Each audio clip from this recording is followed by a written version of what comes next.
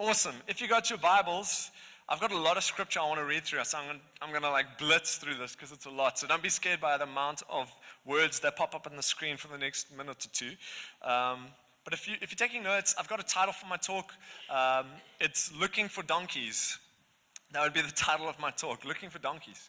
I shared this talk on Encounter Conference, Youth Conference, and I felt to share it with you. I've tweaked it a bit, but I felt to share basically the same sermon with you. So if you didn't make it to conference, I'm bringing conference to you. Yay. So that's cool. So first, I'll let you guys know it's a little bit all over. I'm just taking verses. So it's going to come up there. They're not going to be in the right order, but just follow along with me. It'll make sense in the end. Okay. So 1 Samuel 9 from verse 1 says, Now there was a man of Benjamin whose name was Kish, the son of Abiel, the son of Zor. I'm not going to go through all of them, but he was a mighty man of valor. He had a son whose name was Saul, a choice and handsome man, and there was not a more handsome person than he among the sons of Israel. It sounds like it's describing me. This is so cool.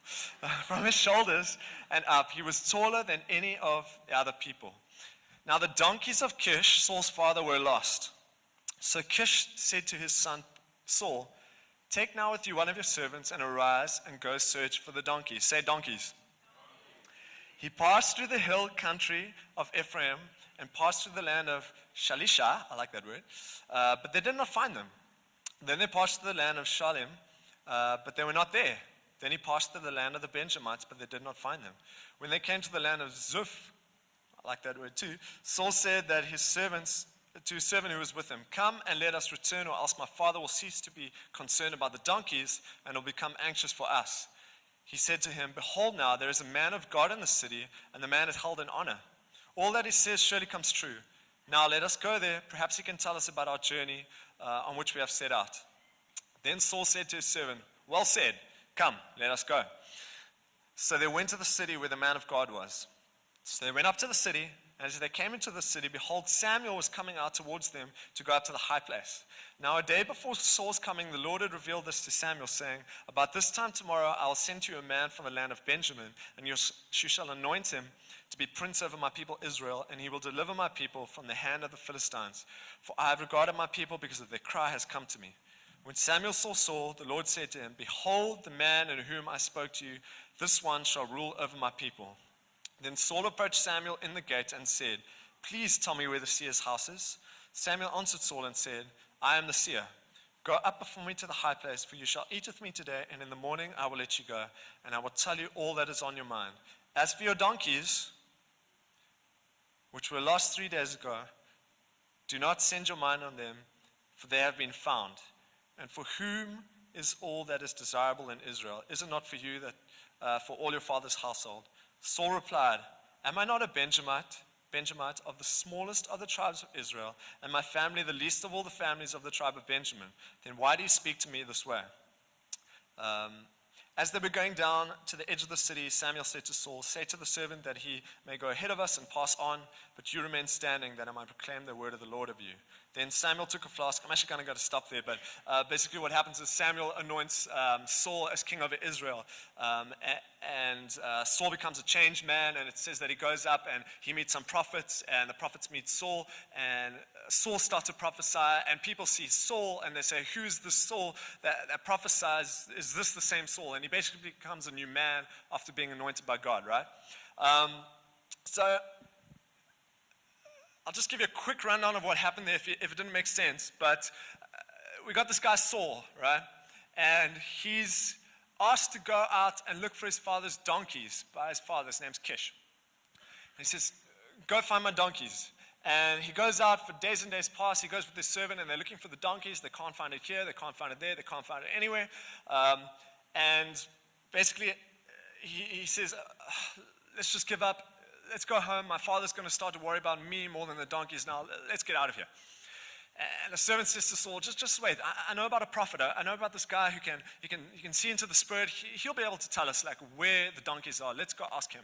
They go find Samuel, and this is what happens. Samuel meets Saul, and he gets anointed king of Israel, right? That's, in a nutshell, what we just read. So, but before we get into that, I want to share with you guys a little bit of information about me, like get to know me time, right? So a few things that you might not know about me was when I was younger, not so much nowadays, but when I was younger, I loved to do things that made me stick out. I loved to do things that made me feel a bit different. So I've got some photos to prove it. So could you put up the first one? This is me. This is me at my wedding. Me and my groomsmen, we decided to wear bright colored underwear and socks. I have no idea why, but that was us. The next one, that's me with the green stripy hoodie and the hair. I decided to blonde my hair, dye my hair blonde after matric and grow it out. I didn't have a girlfriend for all the time I had the hair, and I have no idea why. Still. Next photo, that's me with my hair tied up. So I don't know why, but I thought I looked pretty cool. No idea why. Next one, this is me deciding I was going to wear fishnet stockings for the day, just because, on the Sea Point Promenade in Cape Town.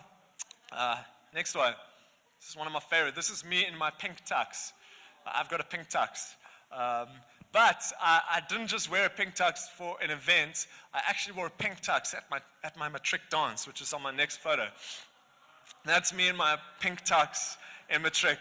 That face that you see there in the corner, the bottom left, that's my girlfriend saying, "What the hell is this? Get me out of here." Who is this guy? What is he wearing? I think there's one more. Yeah, that's me just wearing a Spider-Man top for the day. I was like, I'm going to be Spider-Man. I'm going to wear this top. That's me. So I think that's all. Yeah. But of all the weird, like silly things that I used to do when I was younger, I think my favorite, most prized possession that I'm so upset that I still don't have it, but it's something called my fire shoes. And you guys might have heard the story before. You were in conference. When I was in grade 8, I went to a school called Wyoming Boys High School, and you have to do these inter-house athletics competitions where all the boys in grade 8 have to do athletics. It's like you have to. So in grade 8, I go to the Greenpoint Market at the stadium in Cape Town with my mom, and we're walking around, and just, I don't really care. I'm like, I don't really like markets, but then I'm walking past this one stall, and I turn the corner, and I see them over there. I see them. My fire shoes. And you got to know something about my fire shoes. I wish I had a photo to show you guys, but I don't. My fire shoes were these bright Lumo, like burn your eyes when you look at them, like orange fade into yellow, fade into bright red, with flames stitched on the outside. And I thought these were the coolest things ever. I was like, Mom, I stopped. I was like, Mom, come here. Fire shoes. I need to get these fire shoes. She's like, and by now she'd obviously, she knew, like, this is my boy. Like, I'm not even gonna argue. Like, here you go, $200, whatever it is, buy the fire shoes. So I get my fire shoes, and I decide when this inter-house competition comes up for athletics, I'm running the 200 meters. I'm like, I'm going to wear my fire shoes, you know? It's going to give me an extra step, an extra boost. I'm going to feel so cool. So I remember changing in the changing rooms with the boys, and we're getting changed. I take my tog bag and I unzip it, and I pull these shoes out, and the guys are like, Shaun, like, what is that? You're not going to put those on, are you? And guys, I absolutely love these things. I dropped all the dad jokes. I'm like, pull them out. I'm like, guys, the competition's about to heat up. I'm like, I start getting down, like doing like stretches, like these weird stretches, like, what are you doing? I'm like, warming up. And I'm like, yeah. And I'm like, I love a good competition. You guys have met your match. You need to extinguish the competition. Like all these like lame jokes. Right? I'm just going on. The boys are like, oh, shut up, please. Anyway, we get to the starting line. Got my fire shoes on. I'm still going off with the dad jokes. The guys are like, Shaun, please shut up. And it's a 200 meters, so you kind of start on halfway of the one side of the field. You go around, and then you run the straight all the way to the end, right? So I'm in the starting position. I hear the gun, and I go head down, and I'm sprinting. I'm like, yes, I got this. I always thought I was kind of athletic, so I believe in myself. I'm like, I can do this. I go around the bend, and I start to get onto the straight. And I got my head down, and I look up, and there's no one in front of me. I'm like, yes, I'm in front. This is amazing. So I put my head down again, and all of a sudden on the hill where all the boys are sitting, I hear them starting to scream like, come on, come on, come on. What? They're cheering for me. They're cheering for me, man. This is so cool. So I'm like, yes, like, grade 8, these boys are cheering for me. I'm going to be a hero in my fire shoes. They're all going to put me up on their shoulders and be like, Shaun, your fire shoes, you're amazing. It's like, I got all these crazy pictures in my mind. And I noticed that the cheering is getting louder and louder. And while I'm running, I look up again and I look further and I see all the boys at the finish line or near the finish line. There's this massive gap between me and them. And I hear these footsteps or footsteps, I guess, running steps behind me, and they're getting louder and louder. And the boys are getting louder and louder. I'm like, what is going on? And I turn my head as I'm running, and a guy called Muhammad Peterson is running behind me. And something you got to know about Muhammad Peterson is he was the biggest, most unathletic guy in the whole grade, right? And he is starting to catch up to me, right? In my fire shoes. I'm like, this is not going to happen today in my fire shoes. This is not happening. And and the boys are getting louder. I hear these footprints, these running steps, whatever they are, getting footprints, not footprints. Footsteps getting louder and louder and louder. And I just put my head down. I call on the power of the fire shoes, and I just go. And eventually, I just beat this guy, like just. Because if I didn't, I was going to tell my mom, get me out of the school, send me to Bishops or whatever. I was like, I'm out of here. But I know it's a crazy story, and there's a point to it. But the point is this. This is the point. Life is not a 200-meter sprint in your fire shoes. Life is a marathon. And on this marathon of life, we have something called seasons, right? It's not just I sprint from here to there and it's done. It's a long journey. And in this journey of life, we have something called seasons. And there's certain seasons where we need an encounter to move from one season in order to get to the next season. See, an encounter with God is so important. I mean, if you read the Bible, there are hundreds of stories about people who were a certain type of person. So I think of Saul, and Saul who became Paul. We have Saul, this one type of person, and he radically encounters God, and he literally becomes like the opposite of what he was before. And there's hundreds of more stories, like Jonah. God says, do this. He's like, no, I'm not going to do it. He has an encounter with God, a different type of encounter, still an encounter with God. And on the other side of the encounter, he's a different person, right?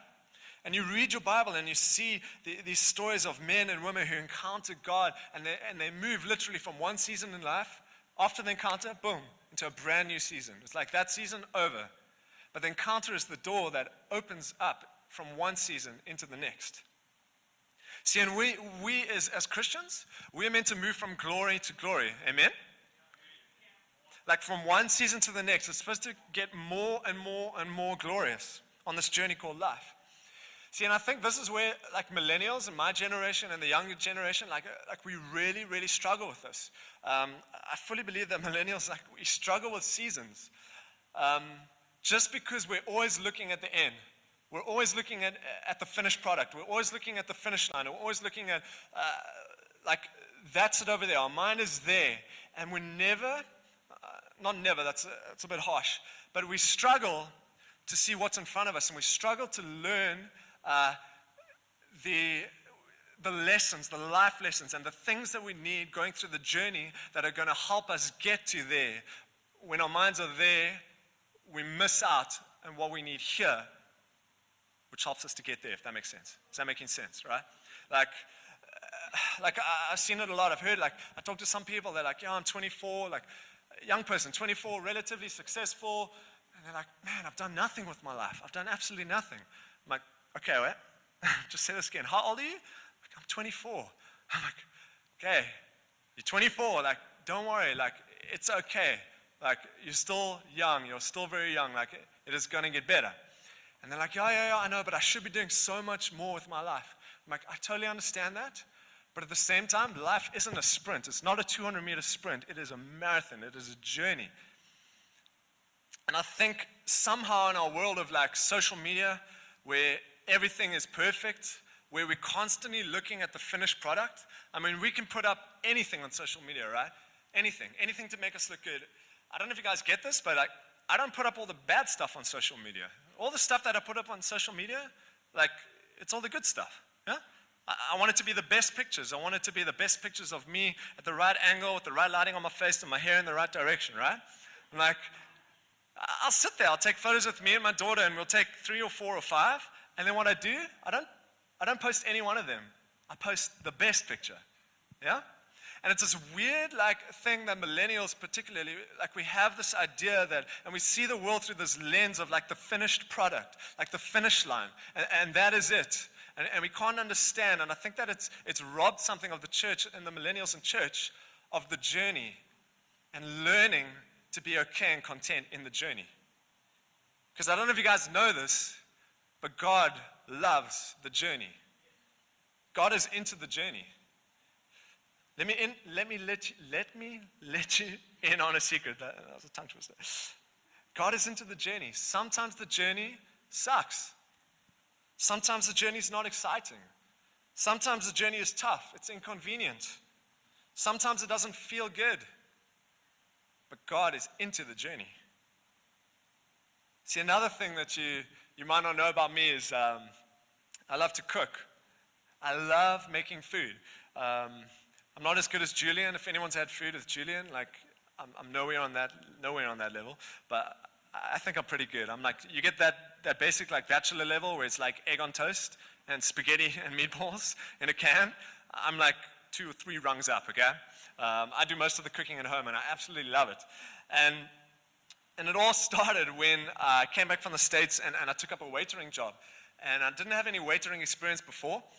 So they said, okay, cool, we'll give you the job, but you got to work 2 nights in the kitchen. So I was like, okay, cool, I'll do anything, let's go.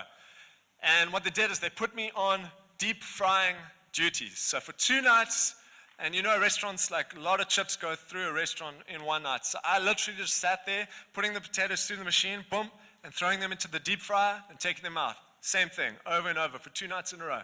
But something happened. The chef, he saw that I don't know what he saw, but he saw that I was really good at timing maybe of these chips, and I could handle the kitchen. I'm not too sure what it was. And he said to me at the end of the 2 days, he's like, hey bro, you could actually be a really good chef. Why don't you come and intern with me and not do the waitering thing?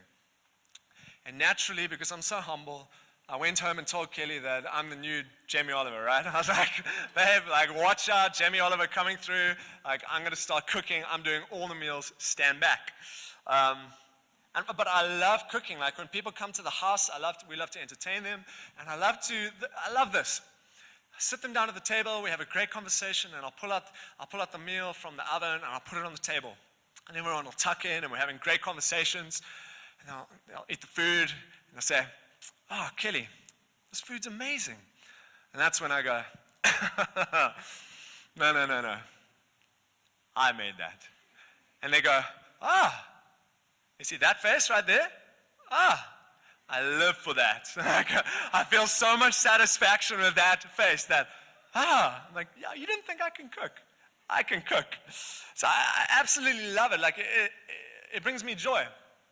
But the worst thing about cooking, right? The worst thing, and everybody knows where I'm going here. The worst thing about cooking and having people over is the dishes. I hate the dishes. I cannot handle the dishes.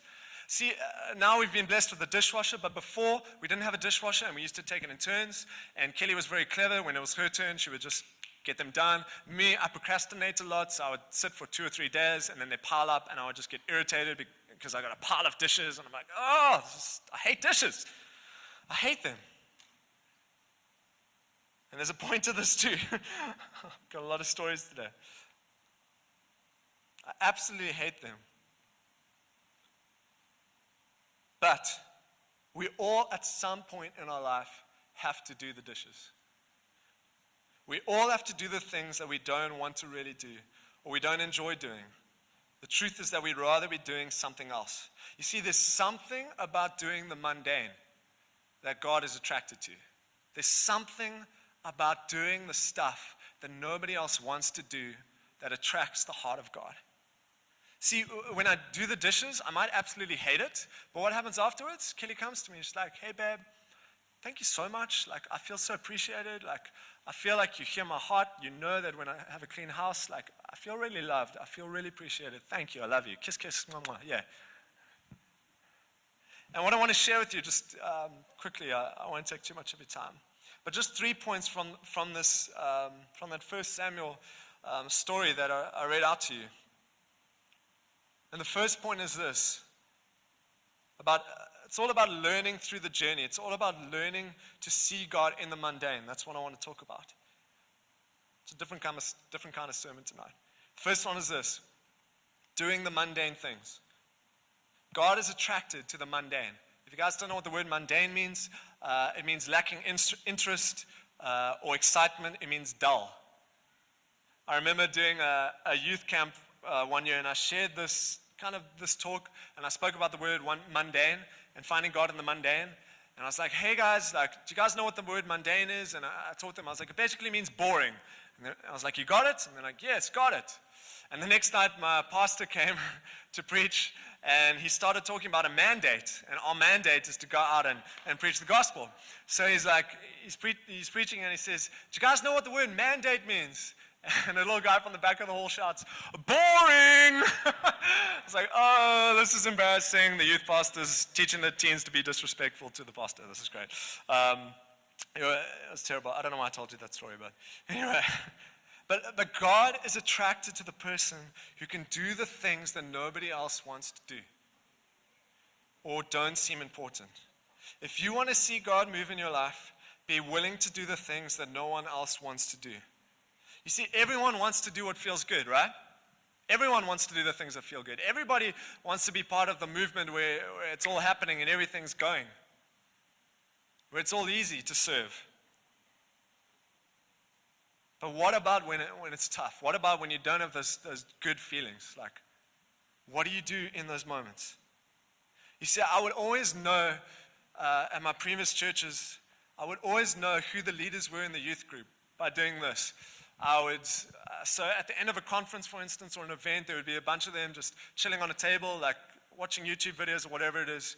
And I wouldn't go up to them and say, hey, so-and-so, would you come and help me? I need to move these tables from here to here. Like, I wouldn't do that. What I would do is I would go, pick up the table, and intentionally walk at the table past this group of teenagers, and nothing would happen. And I'd do it again. Pick up a table, walk past. Nothing would happen. I do it again and again and again until someone sitting at that table says, hey, Shaun, can I help you? I say, yes, you can. And what I'll do is I'll invest into that person. And they would become some of the strongest leaders.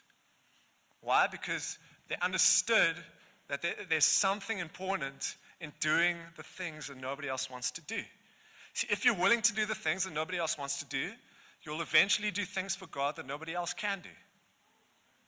You can tweet that, boom.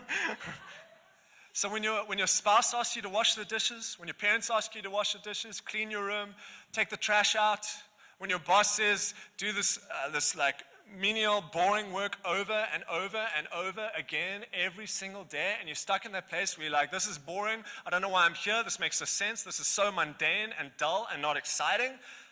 Your parents ask you to look after your little brother or sister constantly. You're on a roster at church.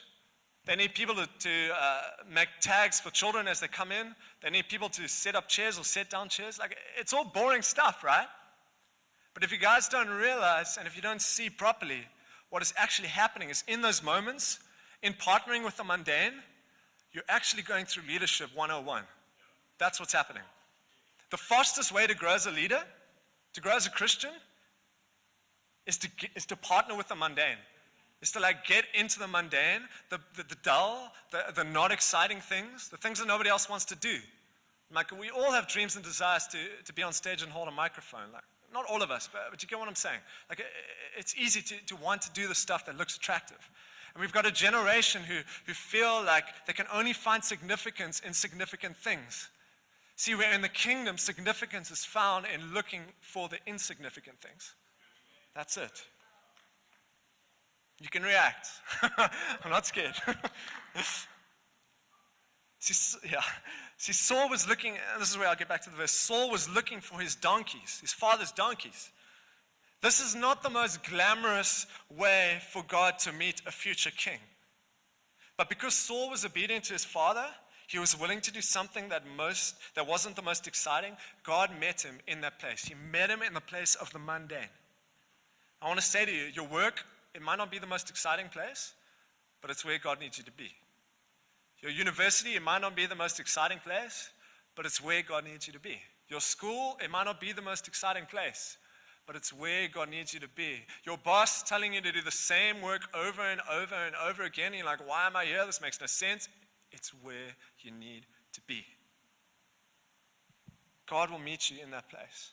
See, and in this moment, Saul, he's doing something that he probably doesn't want to do, right? Like, we all have parents. So many things that our parents ask us to do, we just don't want to do. Like, imagine Saul saying, oh, okay, fine. Donkeys, again. He's like dragging his heels through the mud. He's like, I don't want to do this. But little does he realize, on the other side of his obedience to his father in the mundane, is his destiny as a king. Saul's destiny was found in the everyday obedience to the mundane. I want to ask you, how often do we miss God's destiny in our lives because we aren't willing to go through the mundane? You see, has our conference culture, our Christian celebrity culture, has it made the run-of-the-mill, the ordinary, has it made serving inconsequential? Where we're always looking at the finished product, and we're always looking at the good stuff, what looks good, what feels good, and we compare our everyday lives to everybody's Photoshop lives. You see this, there's videos of like Todd White, for instance, right? You guys know Todd White? Yeah, he's amazing. I watch his videos all the time. See, but where I struggle, a lot of people watch those videos, and what they'll do is they think, that's it. That's what I got to do, right? That's ministry. That's how I got to live my life. By looking at a 5-minute Todd White video that's been edited to look like amazing. I got news for you. Like, Todd White's amazing. Like, I absolutely love him. Don't get me wrong. But what you're seeing there, that's not 100% of Todd White. Yeah? That's like 5% of Todd on a good day. Yeah? The rest of it, Todd is living it out. Todd is doing the mundane. Todd is just being obedient to God. Todd is just, I can imagine, he's just loving his wife, loving his kids, just doing what God's called him to do. But we see the finished product. We see what looks attractive. And we go after that and we say, that's it. And it might not be fun, but it's where God speaks. And Samuel tells Saul, in the midst of the mundane, in the midst of his obedience to the mundane, Saul meets Samuel and he discovers his true destiny. And Samuel tells Saul that he's going to be king. This is your destiny. And what is Saul's reaction? This is my second point. Saul's reaction, I'm not worthy. He says, I'm not worthy. Second point is this, understand who you are. I don't know who wrote this quote, but it's really good. It says, watch your thoughts, for they become words. Watch your words, for they become actions. Watch your actions, for they become habits. Watch your habits, for they become character. Watch your character, for it becomes your destiny. That's beautiful, because it all starts with your thoughts. For me, I'm going to share this sometime in one of the services, but I had anxiety for about 10 years of my life, like really bad anxiety, to the point where, and it got really bad, like I would have thoughts of me falling on the floor, having seizures and dying, basically. And I went into all these elaborate, thought processes of, even if I went into the toilet and locked the door, I would start to freak out because, what happens if I have a seizure and fall over now? Kelly's not going to know, or she'll know because I've taken too long. And by the time she knocks on the door, the ambulance, she's going to call the ambulance. That's going to be too late, and I'm going to be gone. And I would freak out, absolutely freak out. It ruled my life for so many years. And I won't get into it because I really want to share it at church, but I got supernaturally delivered from that, instantly delivered from that. And it was incredible thing. But the point is this, that it all started in my mind. That's where it started. It all started with a thought that just popped into my mind that I started to entertain. And I entertained it more and more, and then it became thought processes and like acts that played out in my head. And eventually it started to manifest in my body. And I want to say to you, what do you think about yourself? What do you think about yourself will affect your destiny. See, you are a worthy investment. Say, I'm a worthy investment. See, the price that Jesus paid on the cross showed the value of that which he purchased. See, if I think that I'm worthless, I'm no good, like I'm not good enough, I'm going to find it extremely hard to receive love, right? It's going to be almost impossible for me to receive love because like I don't deserve that love, like I'm not good enough, right?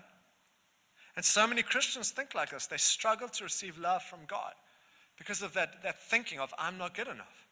And it's almost like to the point, and I know a lot of people, they do this, they distance themselves from God. Why? Because they've just been so hurt by rejection over and over and over and over again in their lives, and they can't handle the rejection, and they can't handle being rejected one more time by God. So what they do is they say, before God could even have the chance to reject me, I'm going to distance myself so he cannot even reject me. Like Christians, we go through this stuff, and it's called the orphan spirit. Any distance that we create between ourselves and God because of anything we've done is the orphan spirit. See, but if you believe the opposite, if you believe the truth, that you're a son, that you're a daughter, that you're loved by the King, that he has made you, that you are perfect in every way, that you have a loving Father that only has goodness and love for you, it'll change everything. It'll change the way we come to God. It'll change the way you think about yourself. You see, when I go to my dad's house, like my parents live in Cape Town, when I go to visit them, I don't go to my dad's house and get to the front door and then all of a sudden knock on the door. Dad? Hey, Dad. He's watching the TV. I'm like, Dad, yo, can I come in? He's like, yeah, I'll open the door. And then, no, I don't do that. What do? I open the door and I walk in, right? I'm a son. I don't stand at the fridge. I'm like, I'm thirsty. I need some milk. I just go to the fridge. Dad, your son is thirsty. Can I please have some milk? Yes, thank you. Like, I open the fridge. I'm a son. There are certain things that are just being given to me because I am a son. What do you think about yourself? You see, I used to find it really hard to meet new people. If you guys don't know, I'm actually quite an introverted guy. You might be thinking, oh, okay, sure. I'm actually very introverted. And I used to find it hard to like meet new people. I used to struggle to like actually connect with new people. And I had this revelation one day. I was like, it just hit me. I was like, you know what? If you actually knew who I was, you'd really want to get to know me. I was like, I'm actually pretty cool. And it wasn't an arrogance thing, it was a confidence thing because it came from understanding who I was in God, right? That's the difference. And it changed everything. Now when I walk into a room, I feel confident. I can go up to people and say, hey, I'm Shaun. This is who I am. Right? Because I understand and I've changed my thinking about who I am. See, I know what God thinks about you guys. John 3:16, it says, he loves you so much that he gave everything for you. 2 Corinthians 6 verse 18 says, and I will be a father to you, and you shall be sons and daughters to me, says the Lord Almighty. See, you are not worthless to God. You are not a bad person. You are not dirty. You are not useless. You are not a failure. You are a loved son and daughter of God. And he wants nothing more than to love you and be intimate with you. See, in Saul, in this moment, he was told, you're going to be king. You're going to be king. But what happened is his mind overrode the fact of what he'd just been told. And he believed that he couldn't do it because of his circumstances, because what his circumstances told him. Said that I'm the smallest in my clan, in my tribe, and I'm the smallest in my family, so I'm the smallest of the small. Like, sorry, Samuel, like, you got the wrong guy. It can't be me.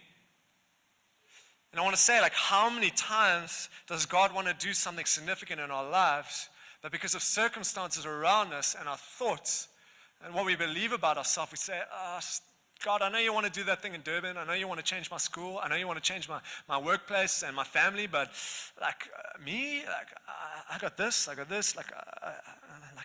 think you got the wrong guy. And God's saying, like, no. Like I've got exactly the right guy. I've got exactly the right girl. Like get out of your stinking thinking. Like I paid an incredibly high price for you. Like, you are not defined by your past circumstances. You are not defined by what your past says you are. You are defined by who I say you are. And you are perfect. And I have a plan for you. And you're going to change the world. Like, it's beautiful. It's beautiful. And if we're going to go to new levels of encounter, we need to change the way that we think about ourselves. We are sons and daughters worthy of love. See, but it's only an encounter that'll get us there. And this is my third point. It's not a long point, I'm done. It's developing, third point is this, developing a lifestyle of encounter with God.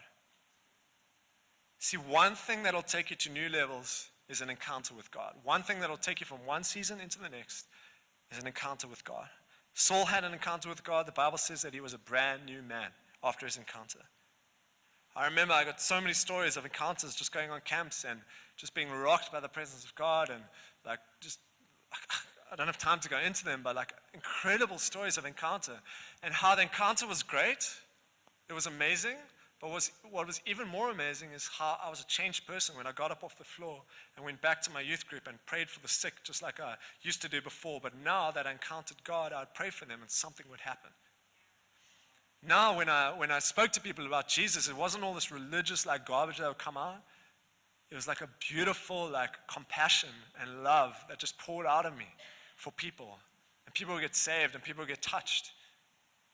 See, encounters are great. And we need them, but they shouldn't just be a once-off event. Like, it needs to become a lifestyle that we develop. Oh, Ben, thanks, bro. Thanks, dude. Such a servant. No, I got tons. I got 1, 2, 3 waters now. Thanks, bro. Doing the mundane. I love it.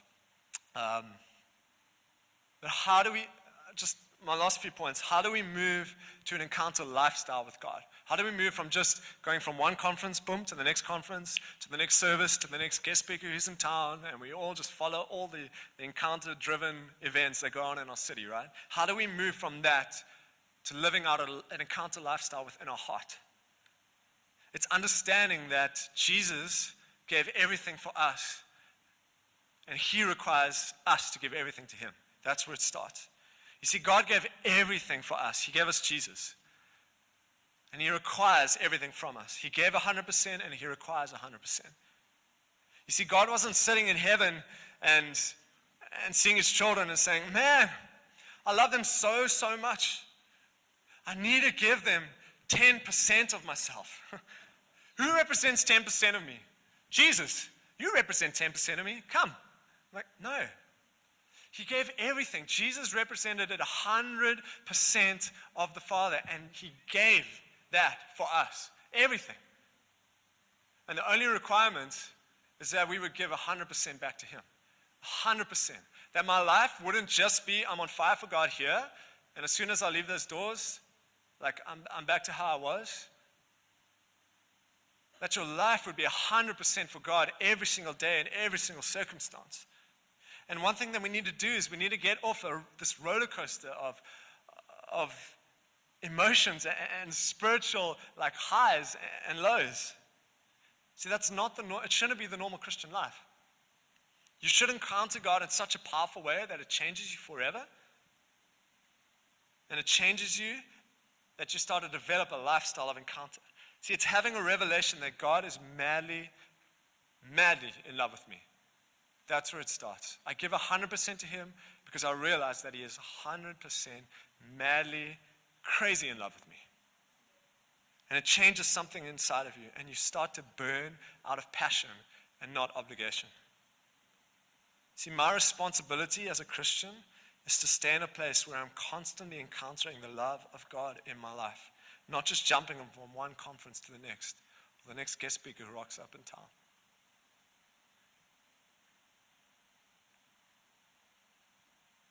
See, and the thing about encounter and developing an encounter lifestyle is that it changes your perspective. See, when I start to live out a lifestyle of encounter every single day, and I'm just allowing the love of God to wash over me and fill me and change my life, and every single day I'm living out an encounter and not just coming to an encounter event once in a while, it changes my perspective.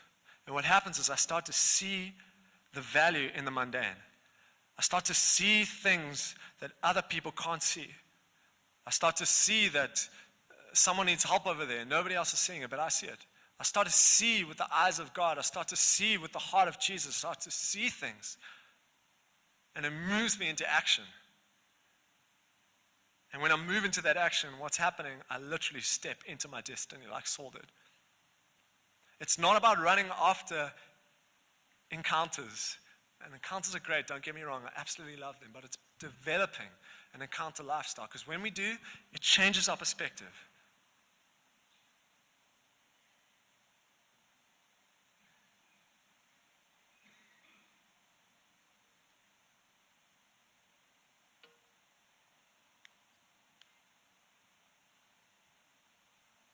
Can we just close our eyes? I just want to pray for us.